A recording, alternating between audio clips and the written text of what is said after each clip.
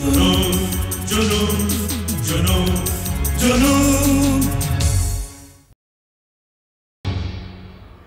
Doctor. Oh hello, आइए बैठिए। Thank you. कहिए कैसी तबीयत है, कोई कॉम्प्लिकेशंस? जी नहीं, सब ठीक है। मैं उसके लिए आपके पास नहीं आई हूँ, मुझे आपसे एक ज़रूरी मशवरा लेना है। कहिए क्या प्रॉब्लम है? डॉक्टर, आप मेरी बात का कोई गलत मतलब न निकालिए प्लीज़। साफ साफ कहिए ना क्या बात है। मैं आपसे इस सिलसिले में कल बात नहीं कर सकी क्योंकि मेरे सास साथ में थी। उनका दिल बहुत कमज़ोर है। डॉक्टर साहब, आप शायद ये नहीं जानते कि मैं होटल अपोलो के प्रोप्राइटर भीषम अग्रवाल की इकलौती बेटी हूँ। ओह ऐसे? जी हाँ। डैडी की टांगें जवाब दी गई हैं। बेचारे व्हीलचेयर के बगैर हिल नहीं सकते। उनका कोई बेटा नहीं है और इसीलिए मुझे ही होटल चलाना पड़ता है। इसीलिए मैं अफोर्ड नहीं कर सकती कि मेरा बच्चा हो अभी। I cannot have a child. ये बात आपको पहले सोचनी चाहिए थी। ये आपके और आपके हस्बैंड के हाथ में था। डॉक्टर, कभी कभी इंसान जज्बात की रोह में बह जाता है और उसे आगे पीछे कुछ नहीं सोचता। मुझे ये बच्चा नहीं चाहिए। I cannot afford a child doctor. आप अबॉर्शन करवाना चाहती हैं? आप मेरी मजबूरी को समझ सकती हैं डॉक्टर। साल 2 साल के बाद होता तो और बात थी।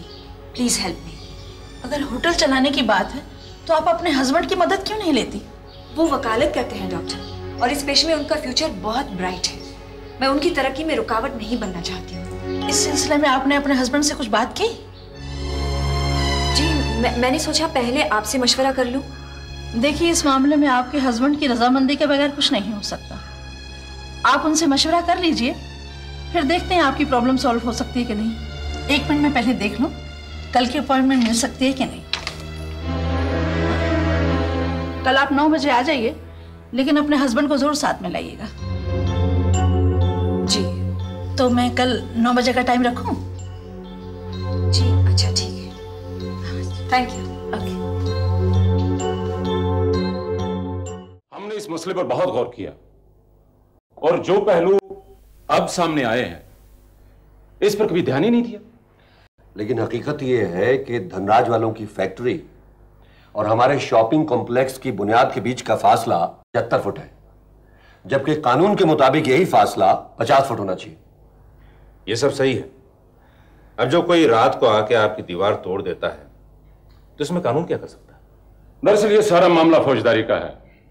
This is a criminal case, और इसीलिए मिस्टर भाटिया हमने आपको यहां बुलाया है। ये सब ठीक है कि कुछ लोग रात के अंधेरे में आपके अहाते में आए, आपके चौकीदार को पीटा, आपकी दीवार गिरा दी, ये सब ठीक है। लेकिन आप ये कैसे साबित कर सकते हैं कि उन लोगों को आदित्य धनराज ने भेजा था?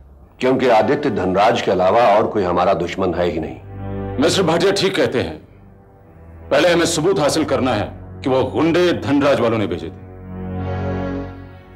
साबित तो करना ही पड़ेगा, और जब तक साबित नहीं होगा हम कुछ नहीं कर सकते। देखिए, मैं जो भी कार्रवाई करूंगा कानून के दायरे में ही करूंगा। अगर हम कानून के मुताबिक केस दायर भी कर दें तो आपके कंस्ट्रक्शन का काम रुक जाएगा, क्योंकि मुकदमा काफी देर तक चलेगा। इसलिए मेरी यह राय है कि हम कोई और रास्ता ढूंढ लें। रास्ता तो है, वही टिट फॉर टैट। मैंने सोचा था शायद कोई कानूनी रास्ता निकल आए। एनीवे, आप लोग सोचिए। मेरा एक और अपॉइंटमेंट है, मैं इजाजत लेता हूं। Thank you very much mister Adhikari. Welcome. Pleasure meeting you again. Same. फिर मिलते हैं। ओके।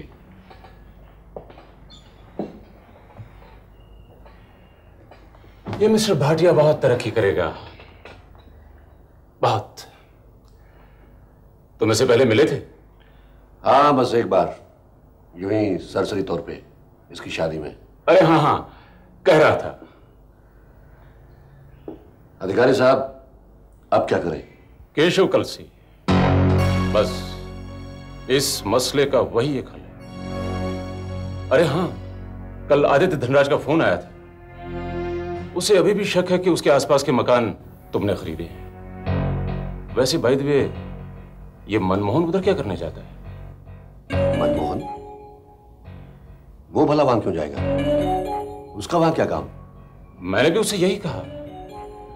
बेचारा ये सोच के जाता होगा कि शायद उस कमीने आदित्य धनराज का दिल पसीज जाए और वो उसे उसका हक दे दे।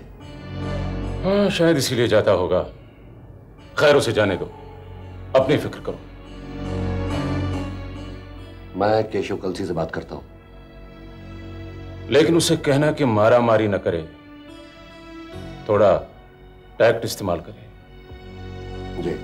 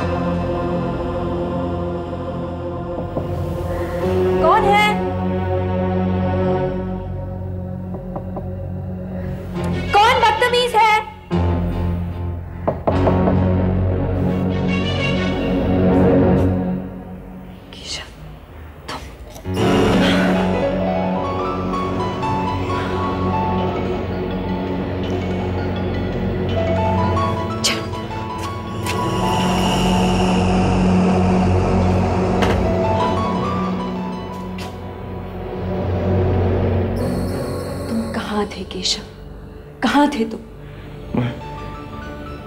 मैं तुम्हारी तलाश में भटक रहा था मिनी। मैंने तुम्हें कहाँ नहीं ढूंढा। तुम्हें अंदाजा नहीं कि मुझे तुम पर कितना गुस्सा आ रहा था।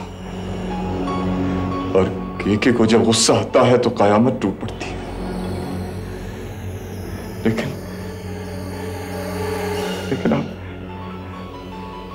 अब तुम मिल गई हो तो सारा तूफान थम गया।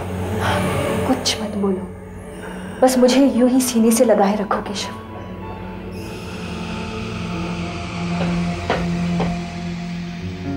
मुझे डर लग रहा है।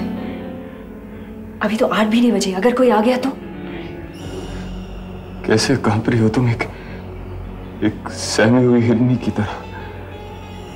घबराओ नहीं, मैं यहां रुकने नहीं, तुम्हें ले जाने आया हूं ऐसी जगह जहां और कोई नहीं पहुंच सके।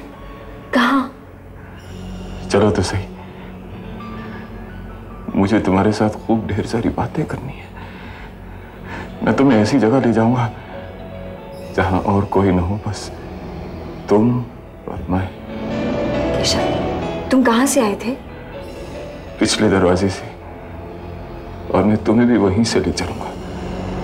नहीं, तुम बाहर जाओ और मेरा इंतजार करो, मैं अभी आती हूँ। ठीक है, मेरी गाड़ी नीचे खड़ी है, मैं वहीं इंतजार करता हूँ। ओके।